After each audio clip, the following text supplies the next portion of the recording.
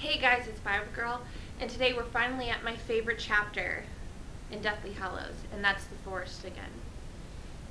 Now, if you didn't watch the last episode, I have to split it in half because I want to gush about it, but there's no way it's going to be a coherent episode if I gush and try to explain the plot to you. So this episode is simply a synopsis. The next episode is going to be me discussing the forest again, more emotionally and more specifically towards certain levels of symbolism which have attached to me in a really powerful way. So today is mainly synopsis, a little bit of symbolism. Okay, so we start with Harry recognizing the fact that he has to die. He knows it. So he starts walking away from the headmaster's office, and he's seeing stuff go down. We see that Colin Creevey has died, and that just jumped at me when I was reading it.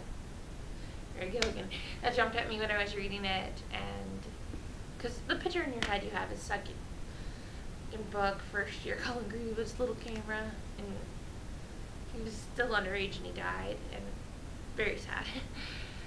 And he sees Jenny, and for a second, he wants Jenny to pull him back. He wants to stay with Jenny. He wants that life and that future with the woman he loves.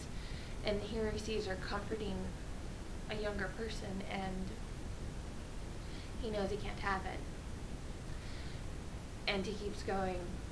And he bumps into Neville, and he actually talks to Neville, and he tells Neville he has to kill Nagini, and he passes on this task to Neville. Like when Dumbledore died, he knew that there were 3 people who would be going after the Horcruxes: Harry, Ron, and Hermione. So now, since Harry's about to die, he gives his position over to Neville, which is kind of interesting since Neville could have been the chosen one, but Harry was picked, and in Harry's stead, Neville takes his position. So Harry keeps going, and he goes into the forest. And as he goes into the forest, it's written really beautifully, because it's like his heart is pounding, almost like it wants to run away from the body that's about to be discarded. There's so much power in what's going on. He goes into the forest, and he takes the snitch, and he puts his lip open. I open at the close, and he recognizes what the close is, and he says, "I am about to die." And it opens, and inside is the resurrection stone. Now, very quickly, this is the one bit of symbolism I really wanted to bring out, since we have a Horcrux.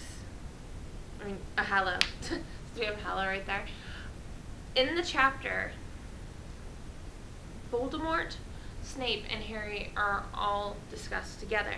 They are the lost boys who didn't have a home. Hogwarts was their real home, which is a beautiful sentiment again. But Hogwarts was their home. So they're comparing them here.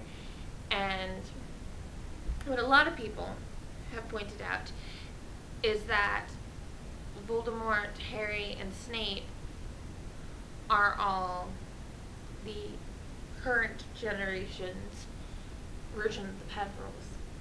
And I would be really intrigued to know if Snape possibly could be related to the third brother. I mean, we never know whose that line goes to, but Snape, with the exception to his dad, was a pure-blood family, so I mean, could have happened. But there's the person who goes for power, and here that's Voldemort. There's the person that goes for love and dies from love and all that, and here that's Snape. And then there's the person who greets death like an old friend, and that's Harry. Harry's now the master of death, not because he overtakes it, but because in this chapter he is greeting it like a friend and someone to meet. Actually, there's a couple of Hallows there. Because cloak on. He has his cloak on. But anyways, he takes the resurrection stone, recognizing that the problem in the story Beelzebub tells about the man who has love and eventually kills himself because he can't access the love of the dead person he brings back with the stone, is that he wants them to live in their world, in his world, but they can't because they're dead. Harry's going to go meet them. Harry is going to use the stone, and the people he loves are going to come with him to his death and take him to their home. So he turns it, and Lily, James, Lupin, and Sirius all appear, and he's talking to them, and they're proud of him. His mom says he's been so brave, and this is the part that made me cry really badly in the book. But and he knows that they're not gonna force him to make any choice. He's got to do it. And out of his mouth, out of nowhere, comes the question, does it hurt? And his godfather is very much like, no, it's quicker and easier than falling asleep, dying. And they're there, and they promise to stay with him till the end, and they're comforting him. And he walks through the forest, and there are a bunch of Dementors.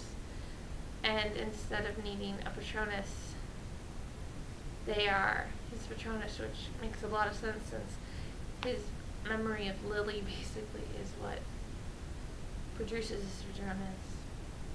That feeling he has from his mom. And his mom and his dad and his godfather and Lupin are all the people there. And he apologizes to Lupin for the fact that he's died and Teddy doesn't have a dad. And Lupin talks about how he's sad that he's not going to get to know his son, but that his son will be in a better world because of his death. And so they keep going into the forest. And we hear a couple Death Eaters arguing about the fact that Harry isn't coming and that Voldemort was so sure. And Voldemort, they go back to Voldemort, Harry follows them, and then Voldemort is a little confused because he's like, I was wrong. I thought he was coming. And Harry drops the stone, his family's gone, takes off the cloak, tells him you weren't wrong, and he stands there. And Voldemort is confused momentarily like a kid that doesn't know what to do. And Bellatrix is in the background panting, and Hagrid is tied up, and he's screaming, Harry, no! And Harry stands there, and for the fate of the entire Wizarding world, and really, the world as a whole, because he's been affecting the Muggles too, he stands there. Voldemort pulls out the wand, there's a flash of green light, and everything's gone. I did pretty good not going off on tangents. So that is The Forest Again. This is my favorite chapter in this novel, in Harry Potter, and in the whole of fiction. And you'll find out in the next episode, more specifically why I love it. I'll gush and go on and on. If you just want synopsis, you can skip that one. But if you want to see me possibly cry, see that. I really hope they do it well in the movie.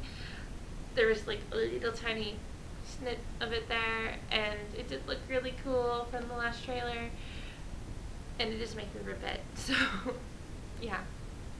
Alright guys, I love you all. God bless. I hope you had a fantasy-filled Friday, and I'll see you for the next episode. Bye.